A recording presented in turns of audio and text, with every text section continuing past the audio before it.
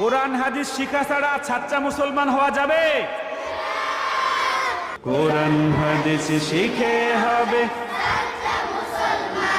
ঈমান ও আমলে হবে মুমিন মুসলমান। কোরআন হাদিস শিখে হবে কোরআন হাদিস শিখে হবে তারা হরফে হরফে পাবে আল্লাহর পরিচয়। অন্তরেতে থাকবে সদা জাহান্নামের ভয়। হরফে হরফে পাবে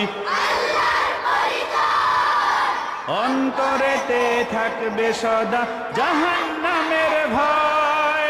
দিন কায়েমে করবে দিনী সমাজ বিনির্মাণ।